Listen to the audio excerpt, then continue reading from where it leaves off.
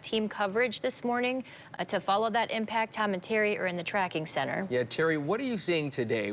I guess we'll get to Terry in just a second. Anyway, sorry about that, but we want to begin with Gabrielle, who's...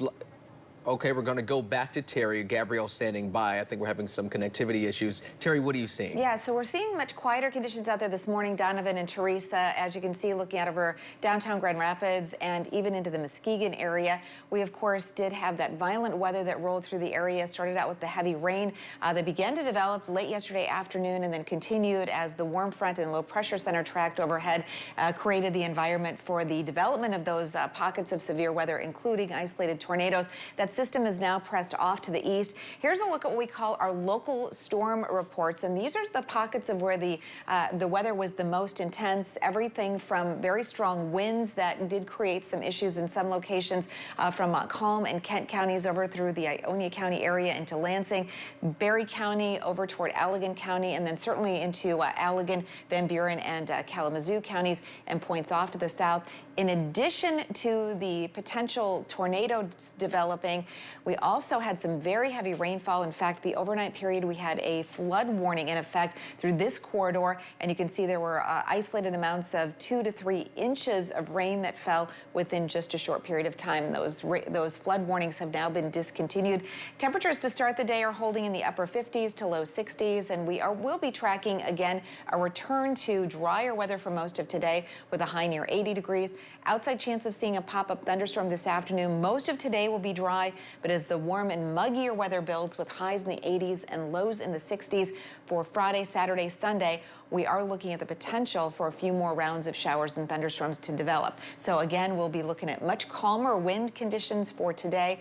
And as that next round of showers and storms get set to develop here, those will be coming in with more of a southwest to northeast flow in the atmosphere. So for today, mostly quiet. If we do see a shower or thunderstorm develop today, it would be the exception rather than the rule. We will see as we head through tomorrow afternoon more concentrated areas of showers and storms. So if you do have outdoor activities planned for tomorrow, definitely be weather aware. And then as we head into late tomorrow night and into early Saturday morning, we'll see another round of showers and thunderstorms that will start to develop. The rest of the 8-day forecast shows conditions turning just a little cooler for Monday and Tuesday. So a much more active weather pattern ahead. Gabrielle, we know that we had indications from Storm Track Live that we did have rotation within those thunderstorms. What are you seeing on the ground in terms of the damage this morning?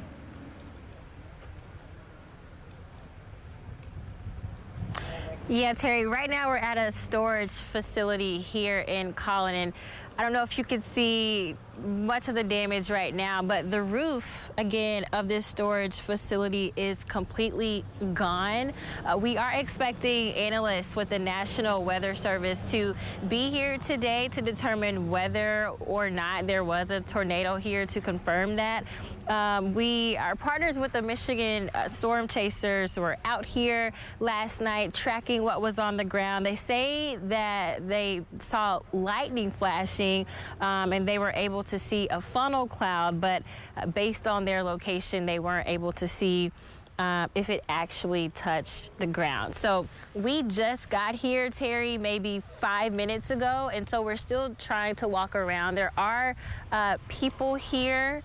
I don't know if they own one of these units, but we're going to try to talk to them and see what we can find out. But we'll be back, in about 15 minutes to update you all for sure. I'll send it back to you for now.